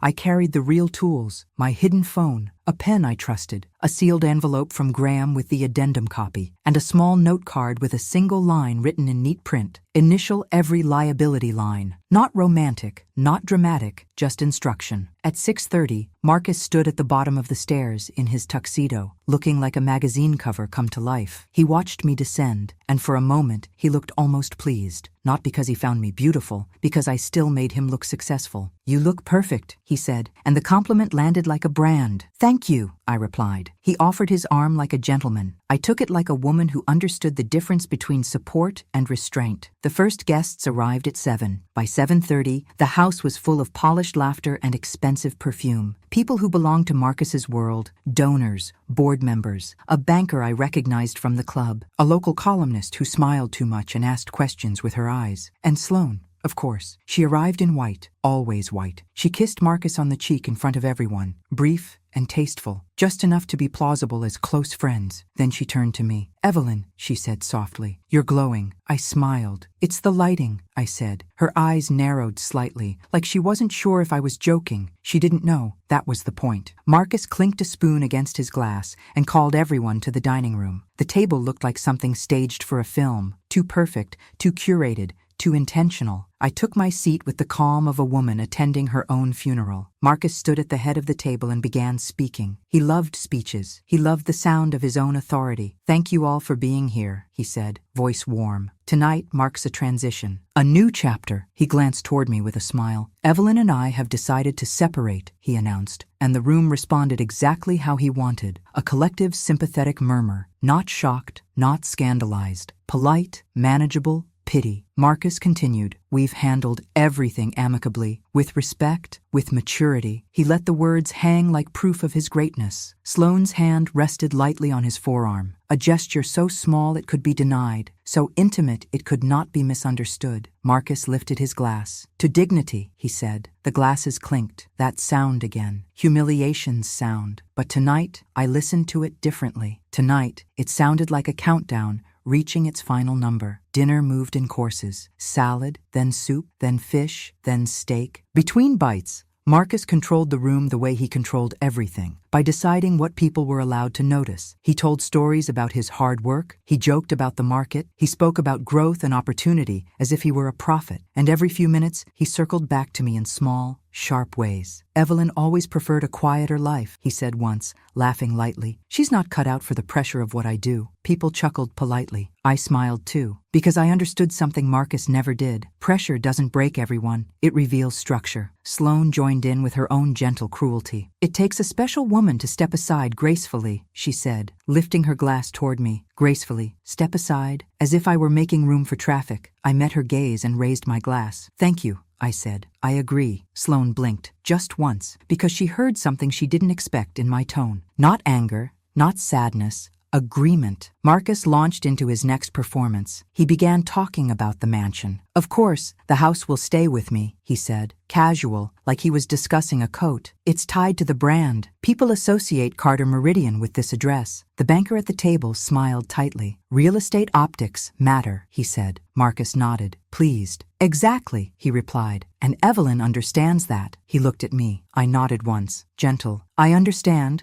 I said. Across the table, the columnist's eyes flicked between us like she was collecting a story. "Good. Let her collect. Let everyone collect. Witnesses aren't just for drama, they're for accountability." After dessert, something rich in chocolate that tasted like nothing in my mouth, Marcus stood again. He held a folder in his hands. My folder. The settlement package. He had saved it for last like a grand finale. "All right," Marcus said, smiling. "Let's finish this." The room shifted. People leaned back slightly, giving the moment space like it was a sacred thing. Marcus sat, opened the folder, and slid it toward me with a pen. Not my pen. His. A glossy black pen with his company logo. Of course. He wanted the signature to feel branded. I didn't touch it. I took my own pen from my purse calmly and placed it beside the folder. Marcus's smile tightened. "Really?" he murmured, low enough only I could hear. "Just a preference," I replied softly. Graham's voice echoed in my head. "Don't improvise. Stick to paper." Marcus turned to the guests. "I told you," he said with a laugh. "Evelyn likes things her way." A few people chuckled. I smiled, because it made him comfortable. He pointed to the first page. "Sign here," he instructed. I read the page, slowly, theatrically, not because I needed to, because I wanted time. I wanted the room to watch me choose. Then I signed. 1 page, 2, 3. Marcus's confidence grew with every stroke of my pen. His knee bounced slightly under the table, like a child trying not to burst with excitement. When I reached the section Graham warned me about, the liability assumption language, Marcus shifted in his seat. He leaned forward, voice lowering. "You can skip that," he murmured. "It's boilerplate. Boilerplate." That word again. The word people use when they want you to sign blind. I looked up at him, calm. "It's important," I said. Marcus's eyes hardened. "Evelyn," he warned softly, "don't turn this into a thing." I held his gaze. "I'm not," I said gently. "I'm doing it right." Then I turned the page and pulled out the sealed envelope from my purse. I placed it on the table. Marcus frowned. "What's that?" he asked. I let my voice stay sweet. "An addendum," I said. "Just to make everything clear." Sloane's hand froze on her wine glass. Marcus's smile faltered for half a second. Then he recovered. He chuckled, trying to turn it into a joke. "You hired an attorney?" he asked. "Loud enough for the table?" I shrugged slightly. "I wanted it clean," I replied. The banker at the table leaned in, interested now. The columnist's eyes sharpened. Marcus couldn't say no in front of them, not without looking afraid. So he did what Marcus always did when cornered. He acted like he was in control. Fine, he said, flipping open the addendum. Let's see. Graham's addendum was short. 2 paragraphs and a list of the bridge facilities by name, a list of collateral categories, and, in bold, the mansion's address. Marcus's eyes moved across it, his jaw tightened. He looked at me, low and furious. This is unnecessary, he hissed. I tilted my head, mild. It's clarity, I said. Sloane finally spoke, voice sweet but strained. Evelyn, you don't need to be dramatic. Dramatic, I smiled at her. I'm not being dramatic, I said. I'm being precise. Then I pointed to the first line. It requires initials, I said softly. Right there. Marcus glanced around the table. People were watching. He could feel it. His image balanced on a thin edge. He took the pen, not his branded one, mine. He didn't realize what that meant. He initialed the first line quickly, then the second. Then he hesitated at the third. I watched his eyes flick to the mansion's address. For a fraction of a second, something like fear passed through him. But Marcus had never been good at stopping himself once he started performing. He initialed it. The banker's expression tightened slightly. Not panic, recognition. Sloane's smile was gone now, replaced by something sharper. Marcus finished initialing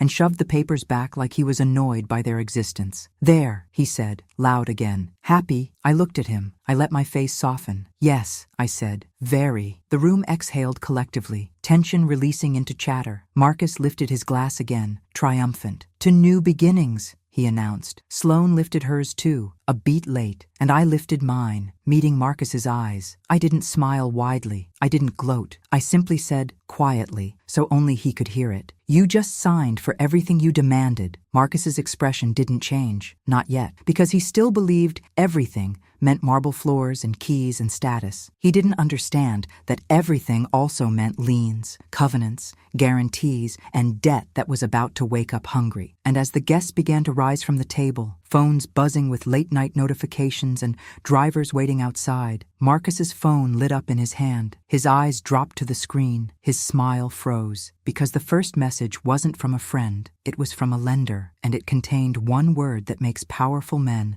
suddenly feel very small. Urgent. Marcus stared at his phone like it had betrayed him. The glow on his face made him look older. Suddenly, not because of wrinkles, because confidence drains fast when the numbers speak back. He turned the screen slightly away from the table, instinctive secrecy. But I saw the sender name, a lender, not a friend, not a donor, not someone who laughed at his jokes. The room around us kept moving. Guests stood, smoothing dresses and jackets, collecting purses, laughing about dessert like nothing had happened. The staff cleared plates with quiet efficiency, normal noise. Marcus's jaw worked once, like he was chewing anger. Sloane leaned in, voice low and quick. What is it? Marcus didn't answer her at first. He typed something with stiff fingers. His smile returned in pieces, forced and shiny, like a cracked mirror pretending it still reflected beauty. He glanced up at the guests and lifted his glass again. Coffee in the lounge, he announced. Let's continue the celebration. Celebration. I watched him say the word while the phone buzzed again in his hand. His thumb hovered over the screen, and for a heartbeat, he looked like a man standing on a trapdoor, pretending the floor is solid. People drifted toward the lounge. The donor woman in pearls touched my shoulder. You handled that with such grace, she said softly. Grace. Everyone loved that word tonight. I smiled politely. Thank you. The banker, smooth handshake, calculator eyes, stayed back a fraction. He looked at Marcus, then at the papers, then at me. Just 1 second too long. Then he followed the others without a word. Marcus waited until the dining room thinned. Only then did he move. He caught my elbow, tight enough to hurt, and steered me toward the hallway that led to his office. Not asked, steered. Sloane followed behind us like a shadow with heels. The office door clicked shut. The music from the lounge became muffled, distant, like a party happening in another life. Marcus threw his phone onto the desk, then snatched it back up immediately, as if even that small loss of control was unacceptable. What did you do? He demanded. His voice was low,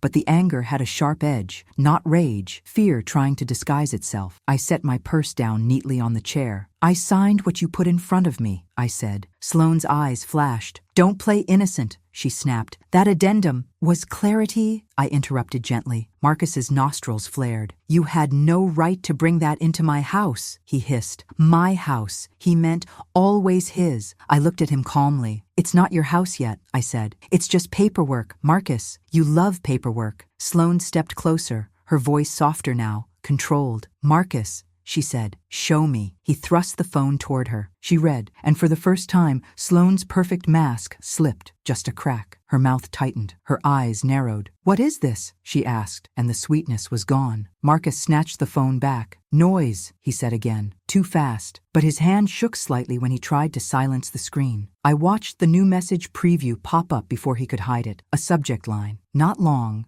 not subtle. Covenant breach. Request for immediate response. Marcus went still. The room smelled suddenly different to me, like metal. Sloane swallowed, then recovered quicker than he did. "It's routine," she said, but her voice didn't believe it. "It's just, they're tightening. We can handle it."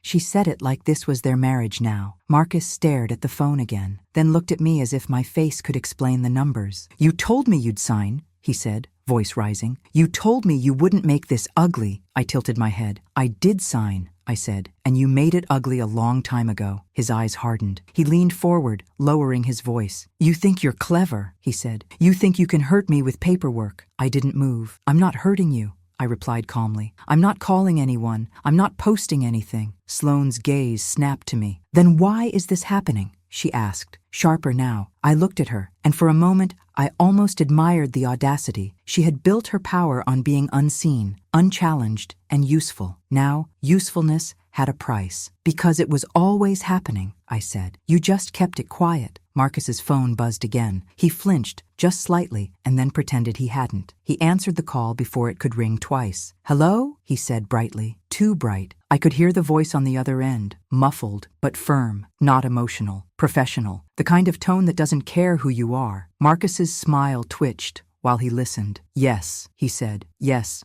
I understand." His eyes darted to Sloane, then to me. "Of course," Marcus continued. "We're fully compliant." The voice on the phone kept talking. Marcus's grip tightened. His jaw clenched so hard I could see a muscle jump near his ear. "Accelerate," he repeated, and the word came out like a cough. Sloane took a step closer, trying to hear. Marcus turned slightly away, but not fast enough. I saw the next message arrive on his screen. A calendar invite. Subject: Emergency Review Call, 9:00 a.m. Attendees: several names, at least 2 bank domains. Marcus ended the call abruptly. He stared at the wall for a long second, breathing through his nose like a man trying to keep his heart inside his ribs. Sloane grabbed his arm. "Marcus, look at me," she said, voice urgent. "We've handled worse. We just need to reassure them." Worse? That single word told me everything. This wasn't new. It was just exposed. Marcus yanked his arm away. "Shut up," he snapped, and his anger finally landed somewhere real. Sloane blinked. I watched her shock turn into calculation in real time. She wasn't hurt. She was adapting. Marcus turned on me again. "You're going to fix this," he said. I didn't laugh. I didn't raise my voice. I simply asked, "How?" He opened his mouth, then closed it. Because he didn't mean fix as in solve. He meant fix as in sacrifice. He meant I was supposed to throw myself under whatever was coming so he could stay clean. He took a step closer, lowering his voice to the tone he used when he wanted to sound reasonable while being cruel. "You're still my wife," he said. "You can reassure them. You can sign what they need." My chest stayed steady. I looked at him the way you look at a man who doesn't realize the door behind you is already locked. "I'm not your wife," I said quietly. Marcus's eyes flashed. The papers, I repeated, calm. "The ones you insisted we sign tonight, in front of everyone." Sloane's gaze darted to the desk where the settlement package sat. Her fingers hovered, then she picked it up and flipped to the addendum. I watched her read the liability list. I watched her eyes land on the mansion's address. I watched her throat move when she swallowed. Then she looked at Marcus, and for the first time, her voice wasn't sweet. "Marcus," she said slowly, "did you just—" He cut her off. "Enough," he snapped. His phone buzzed again. He looked, his face drained. He tried to hide it, but he couldn't hide a body reacting to truth. He stared at the screen, then whispered the words like they were a bad prayer. "They want the updated collateral attestations tonight. Tonight, not next week, not tomorrow. tonight. Sloane reached for the phone again. Marcus didn't stop her this time. She read, and her composure finally cracked. "They're asking if there's been a material change," she said, voice thin. Her eyes lifted to mine. Material change, divorce. She knew it. I knew it. Marcus knew it now too. Marcus turned to me, and his voice softened, dangerously soft. "Evelyn," he said, "be smart." I looked back at him, calm enough to be mistaken for mercy. "I am," I said. He stared at me like he was seeing me for the first time. Not as background, not as furniture. As a person with hands on the switch. He took a breath, trying to regain control. "What do you want?" he asked, and the question sounded like surrender disguised as negotiation. I paused just long enough for it to hurt. Then I said, quietly, "I already took what I wanted." Marcus's eyes narrowed. "What did you take?" he demanded. I picked up my purse, smooth and unhurried. I walked to the door. Before I opened it, I turned back, and I gave him the only answer he deserved. "I took my name back," I said. And behind me, the party noise swelled again, laughter and clinking glass, while inside Marcus's office, the only sound left was his phone buzzing like a heartbeat he couldn't control. I didn't go back to the lounge. I didn't need to. My role at that dinner had ended the moment Marcus initialed the liabilities. After that, everything else was gravity. I walked upstairs with the calm of a woman leaving a hotel room she'll never return to. I closed the bedroom door quietly, as if Marcus might hear the sound of my freedom through the walls. Then I did something Marcus would never understand. I sat down, not to cry, to wait, because when you set a collapse in motion, the smartest thing you can do is stop touching it. At 11:47 p.m., my hidden phone buzzed. One notification, Naomi. First domino. They pulled the thread. I stared at the screen for a moment, letting the words settle. Pulled the thread. That meant lenders weren't asking nicely anymore. Downstairs, I could still hear laughter. It came through the vents, in thin ribbons. People were finishing drinks, saying goodbyes, complimenting Marcus on his maturity. I imagined him smiling, stiff, holding a glass like an anchor. At 12:06 a.m., Marcus's voice rose in the hallway outside the bedroom. Not shouting, not yet, just sharp enough to cut. "Where is she?" he demanded. A staff member murmured something. His footsteps moved away. I stayed still. At 12:19 a.m., my hidden phone buzzed again. This time it wasn't Naomi. It was an email alert, a subject line that made my stomach go cool and clean. Notice of default, reservation of rights. Notice of default. 4 words that can turn a mansion into a cardboard set. I didn't open it. Not yet. I forwarded the alert to Graham with one tap and typed a single message. "It's starting." Graham replied within minutes, as if he'd been awake waiting. "Do not communicate with lenders. Do not sign anything. Leave on your timetable. Leave, not flee. Leave, controlled." That was the difference between a woman who panics and a woman who walks away clean. At 12:31 a.m., I heard Marcus enter the bedroom. He didn't knock. He never knocked. The door swung open hard enough to make the mirror tremble slightly. He stood there in his tuxedo, tie loosened, face flushed with anger and something worse, panic. His eyes landed on me, sitting on the edge of the bed like I belonged there. "How long have you known?" he demanded. I didn't answer immediately. I looked at him the way you look at an animal that's finally cornered. "About what?" I asked softly. His mouth twisted. "Don't," he snapped. "Don't do that." He strode closer and threw his phone onto the bed in front of me. The screen was a blur of messages, calls, emails, voicemails, banker names, law firm names, subject lines with words like accelerate, breach, immediate cure. Marcus's breathing was too fast. He was trying to keep the illusion of control, even while his body betrayed him. "They're saying the divorce is a material change," he hissed. "They're saying we didn't disclose. He still said we." I kept my voice calm. "Did you disclose?" I asked. His eyes flashed. "You know what I mean," he snapped. He paced once, then stopped and stared at me like I was a locked door. "You have to help me," he said. "Help." The word landed with the weight of years. Help meant fix what I broke. Help meant become my buffer again. Help meant let me survive at your expense. I tilted my head slightly. "How?" I asked. Marcus swallowed hard. "You can call them," he said quickly. "You can tell them you're not leaving, that it's just a formality, that I'll sign whatever they need." I finished for him. He didn't deny it. He leaned in, voice lowering to his reasonable tone. "You're still tied to some of the guarantees," he said. "That's how this works. You can smooth it out. Just cooperate." I looked at him, steady. "If I'm tied," I said slowly, "why did you insist I sign an addendum acknowledging you accept the liabilities?" Marcus's face went stiff. He didn't answer, Because the answer was simple. He hadn't read it carefully. He had skimmed it the way he skimmed consequences. I told you it was unnecessary, he snapped, reaching for anger again because anger was his only shield. And you initialed anyway, I said. My voice wasn't cruel. It was factual. Marcus stared at me for a long moment. Then he did what he always did when facts cornered him. He attacked my character. You planned this, he said, voice thick. You're trying to ruin me. Ruin, as if I had created the debt, as if I had signed the bridge loans, as if I had built the tower and then complained about gravity. I didn't create your obligations, I replied. I just stopped carrying them. Marcus's eyes widened. His hands clenched at his sides. He looked like he might throw something, but Marcus was too careful for that. He preferred damage that didn't leave fingerprints. He leaned closer, voice cold. You think anyone is going to believe you? He said. You think you can walk away and leave me with this? I didn't flinch. I already did, I said. His face twitched, and for a moment I saw the boy underneath the suit, terrified, spoiled, furious that the world didn't bend. Then his phone rang again. A number labeled private. He answered with a forced smile in his voice. Yes, he said. Silence. Then his face drained. Tonight? Marcus repeated.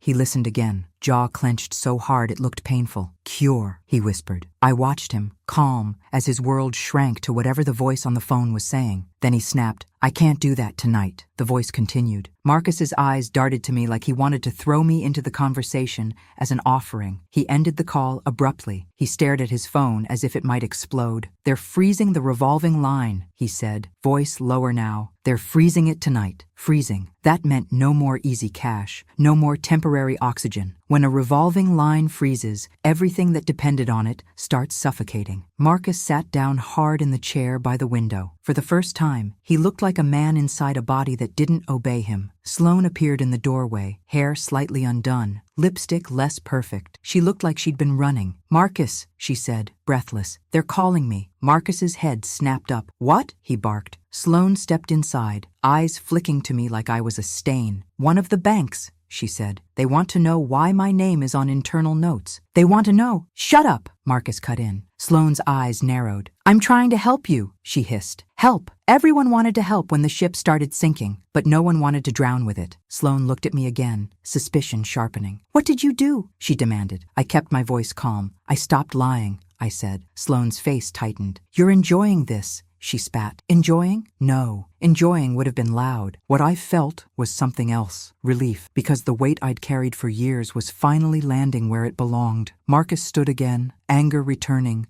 desperate. He pointed at me. You're going to fix it, he said. You're going to sign a statement. A statement, I repeated. Yes, he snapped. An attestation. Something that says the divorce doesn't change control, that the assets remain stable, that the story remains pretty, I said. Marcus's mouth opened, then closed, because yes, that was exactly what he meant. I stood slowly, smoothing my dress. I walked to the closet and pulled my coat from the hanger. Marcus watched me like he couldn't compute the movement. What are you doing? He asked, voice sharp with disbelief. I slipped my arms into the coat. I'm leaving, I said. Marcus stepped forward. You can't leave, he snapped, as if the word itself was illegal. I looked at him, calm. You told everyone I would disappear, I said softly. Consider this me respecting your plan. His face tightened, rage and panic mixing. You don't have anywhere to go, he said, trying to sound certain. I picked up my purse. I do, I replied. Sloane's eyes flicked to Marcus. You didn't tell me she had options, she said quietly. Marcus glared at her. Not now, he hissed. Then he turned back to me, and his voice dropped into the ugliest kind of softness. You'll regret this, he said. I met his gaze. I regretted staying, I replied. This is just the correction. I walked past him. He didn't grab my arm, not because he didn't want to, because there were too many witnesses in the house. Staff, guests still downstairs, a world watching, even when it pretended not to. And Marcus understood one thing perfectly. Optics. I walked down the stairs, hearing the party noise thin out as people left. In the foyer, a guest was putting on a coat, laughing about the dessert. Marcus's maturity, she said. I smiled politely as I passed. Outside, cold air hit my face and woke me fully. My car waited in the driveway. Not the car Marcus loved. A simple car I'd arranged quietly. I slid into the driver's seat and started the engine. As I pulled away, my hidden phone buzzed one last time. An email alert, subject line bright on the screen. Acceleration notice. Immediate payment demanded. I didn't open it. I didn't need to. I glanced up in the rearview mirror. The mansion looked beautiful from a distance, like a dream, like a lie. And I drove toward a life that didn't require me to hold someone else's collapse together. The next morning, my new apartment smelled like fresh paint and laundry detergent. No marble, no lemon polish, no curated silence, just a small space that didn't belong to anyone else. I slept 3 hours, fully dressed, because habit is stubborn. Even when the danger leaves, your body still expects it to return. At 6:14 a.m., my hidden phone buzzed again. Naomi. One of his lines is frozen. He's scrambling. I stared at the message, then set the phone down gently on the kitchen counter like it was something fragile. I made coffee, not because I needed caffeine, because I needed my hands to do something ordinary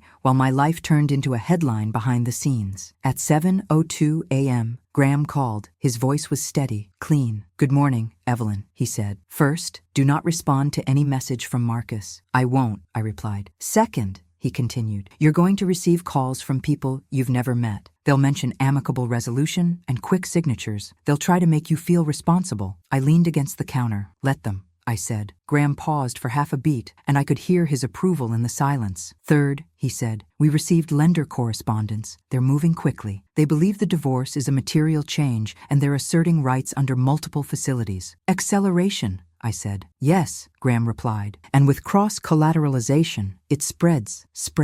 A word that makes even wealthy men sweat." "Are they coming after me?" I asked. Graham's answer was immediate. "They can try," he said, "but your settlement language is strong, and you haven't engaged. That matters." I exhaled slowly. For years, Marcus told me I didn't understand how the world worked. Now the world was proving I did. After I hung up, I sat at my small kitchen table and opened the folder labeled Household Misc, not on paper. In my mind, I reviewed what mattered. I was out. My accounts were mine. My lease was mine. My evidence was backed up. And Marcus? Marcus was holding the trophy he demanded. He just hadn't felt how sharp the edges were yet. At 8:11 a.m., my phone rang. Unknown number. I let it go to voicemail. It rang again. Unknown. I let it ring. Then a text appeared. "Evelyn, it's Marcus. Answer." He had a new number. Of course he did. He was already trying to bypass my boundaries like they were a locked door he felt entitled to pick. I didn't answer. At 8:29 a.m., another call. Unknown. Then a voicemail alert. I played it. Marcus's voice, stripped of charm, raw with strain. "Evelyn, listen. We need to talk. This is bigger than whatever you think you're doing. Call me back. Whatever you think you're doing." He still couldn't admit the truth. He couldn't say, "I need you because I built everything on borrowed time." I deleted the voicemail. Then I turned my phone to silent and walked to the window. Outside, a woman in sweatpants carried groceries into the building. A dog barked at nothing. A delivery truck rumbled past. No one knew my name. That anonymity felt like the first real luxury I'd had in years. At 9:03 a.m., Naomi called. This time, I answered. "Talk to me," I said. Naomi didn't waste words. "He's in free fall," she said. "They accelerated at least one facility, and now everyone is looking." "Everyone," I repeated. Naomi's voice tightened. "Journalists, too," she said. "Not mainstream yet, but local finance circles. The club crowd is whispering." Whispering. That was how reputation died in Marcus's world. Not with a bang. With a quiet, coordinated turning of heads, Naomi continued. "And Sloane, she's trying to save herself." I pictured Sloane's perfect smile cracking. "How?" I asked. "She's telling people she wasn't involved," Naomi said. "She's painting herself as an employee who managed relationships. She's already distancing." Distance. The first instinct of everyone on a sinking ship. Naomi lowered her voice. "And, Evelyn, someone pulled the filings." "Which filings?" I asked. Naomi sighed. "UCC's," she said. "Property liens. Your house is all over it. People are shocked he pledged his own home." I didn't correct her. It wasn't his home yet. It was his obligation. Naomi paused, then said softly, "He's going to come for you publicly." "Let him," I replied. Naomi exhaled. "I don't know how you're this calm," she admitted. I looked at my coffee cup. the cheap ceramic warm in my hands. Because I already lived the worst part, I said. Everything after this is just paperwork catching up. We ended the call, and I sat still for a long minute. Then, at 10:17 a.m., my email pinged. A message from someone I hadn't expected. The columnist from last night. Subject line: quick question, off the record. I stared at it. I didn't open it. Not yet. Graham had warned me about this too. Everyone wants a story when a powerful man starts wobbling. I forwarded it to Graham and left it untouched. At 11:42 a.m.,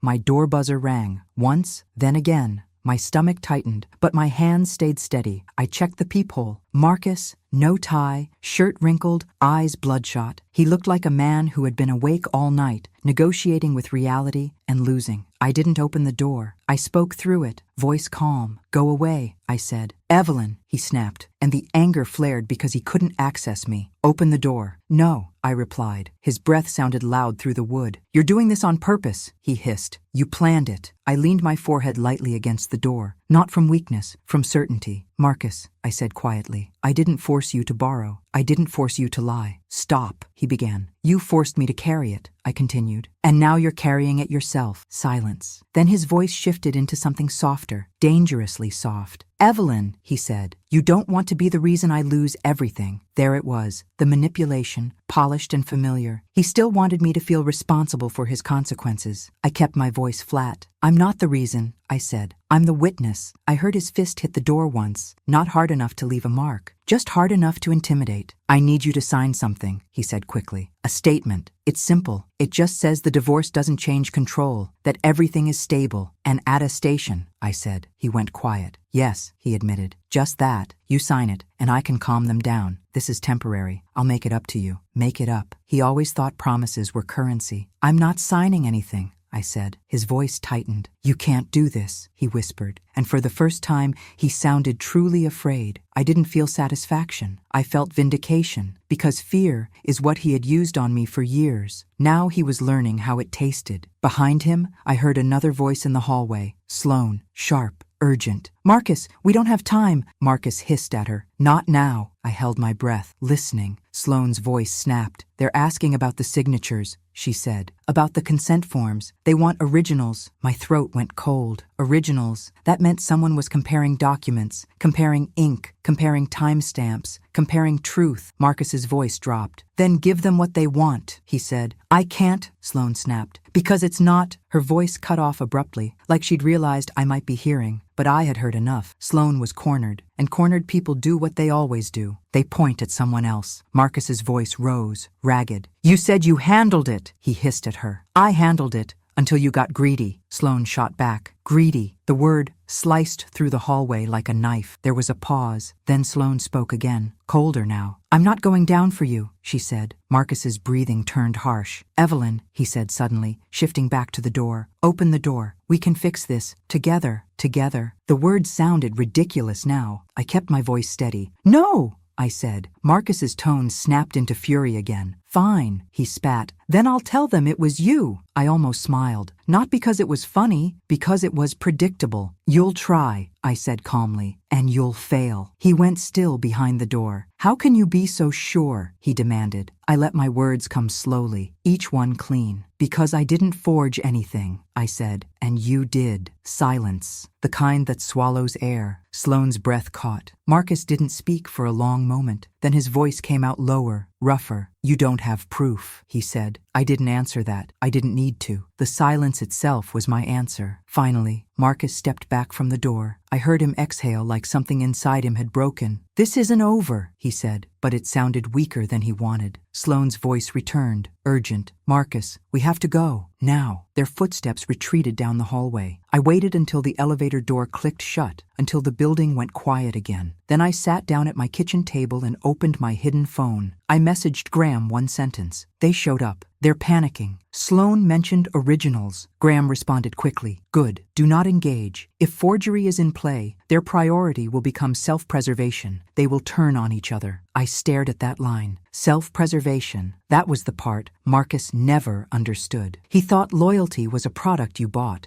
but loyalty expires the moment the bill comes due. That afternoon, Naomi sent one more message. Breaking. His board is meeting. Emergency. Board meeting. That meant the men who laughed at his jokes were now counting the cost of keeping his name attached to theirs. And somewhere, in a room full of suits and careful voices, Marcus's empire was being weighed like spoiled meat. I looked down at my hands. No shaking, no pleading, just steady. For the first time in 15 years, I wasn't waiting for Marcus to decide what my life would be. I was watching the world decide what his lies were worth, and the most beautiful part, I didn't have to touch it anymore. 2 weeks after the dinner, my life became quiet in a way that used to scare me. Now it felt like breath. The apartment settled into routine. A mug that always lived beside the sink, a pair of shoes by the door, a small plant on the windowsill that I watered without asking anyone's permission. No staff, no staged flowers, no marble surfaces that demanded you behave like a guest in your own home. Just me and the strange, steady realization that peace is not boring. Peace is expensive. It costs you the version of yourself that accepts crumbs. On a Monday morning, my phone rang with a number I recognized. Graham. I answered on the first ring. It's moving fast, he said. Faster than I expected. Bored? I asked. Yes, he replied. They forced a vote. Marcus is out. Out. The word landed softly, like a door closing. I didn't celebrate. I closed my eyes and let the moment pass through me. Because his job title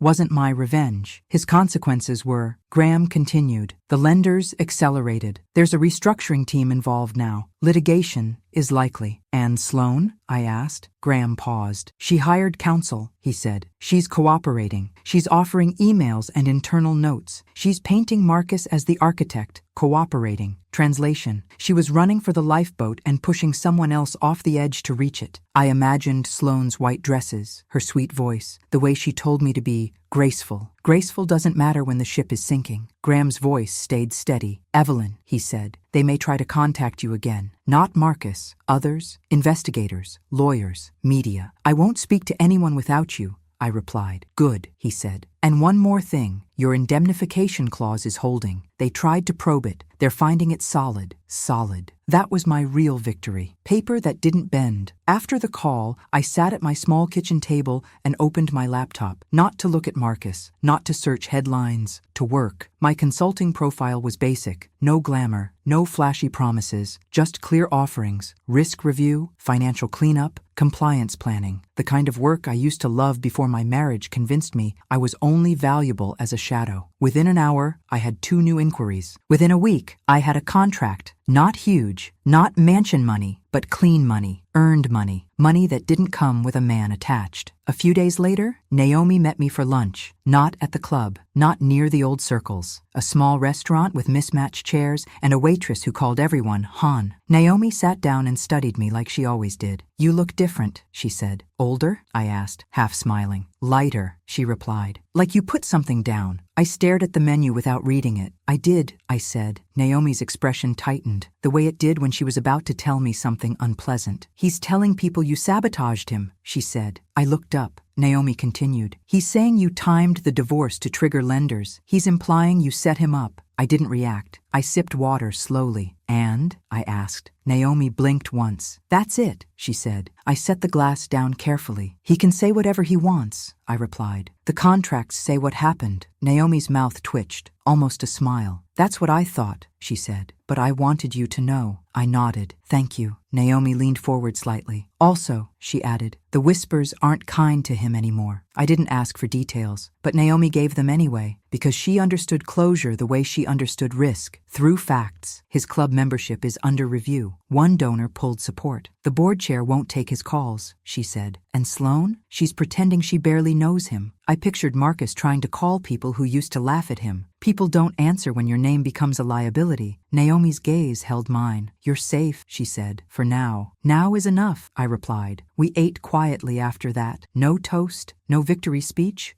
just food, just normal life. 2 days later, Marcus tried one last move. Not a call, a letter. It arrived at my P.O. box in a thick envelope with my name written in his handwriting. Graham told me not to open it without him, so I didn't. I drove straight to Graham's office and placed it on his desk like it was contaminated. Graham opened it with a letter opener, careful and unemotional. He read silently, then made a sound that wasn't quite a laugh. "He's demanding mediation," Graham said. I raised an eyebrow. "Mediation for what?" I asked. Graham slid the letter toward me. Marcus's words were exactly what I expected. Polished cruelty in formal language. He claimed I had misrepresented the consequences of the settlement. He claimed I failed to disclose material information. He claimed I acted in bad faith. Bad faith. From a man who forged my signature. Graham tapped a paragraph near the bottom. "He's asking you to sign a mutual clarification statement," he said. Clarification. Another pretty word for trap. I looked at Graham. "And if I don't?" I asked. Graham's eyes were calm. "Then nothing," he said, "because he has no leverage. He's trying to create a narrative. That's all. Narrative. That was Marcus's last weapon. When money fails, men like him try to win with story." I handed the letter back. "Respond," I said. Graham nodded. He didn't ask what I wanted him to write. He already knew. He drafted a response in clean legal language that basically translated to, "No, do not contact her directly again. All communication goes through counsel. Any attempt to challenge the settlement will be met with evidence." Evidence. Graham didn't mention forgery explicitly. He didn't need to. He let it hover like a shadow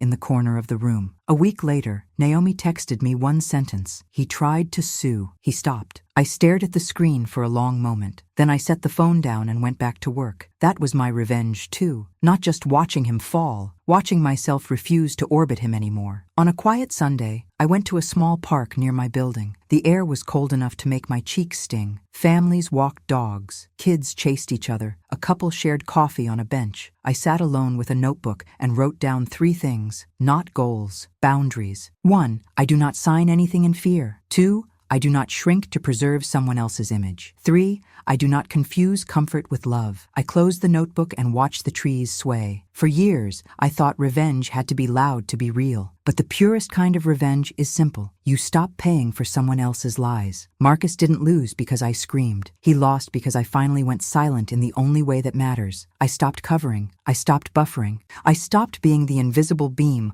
holding up a collapsing facade. And the world did what the world always does when a facade loses its support. It fell. That night, as I walked back to my apartment, my phone buzzed one last time. A new voicemail, unknown number. I didn't play it. I didn't need to hear Marcus begging, blaming, or bargaining, because the most powerful sentence I'd learned was not something you shout, it's something you decide. I deleted the voicemail without listening. Then I unlocked my door, stepped into my quiet home, and turned the key behind me, not to keep him out, to keep myself in.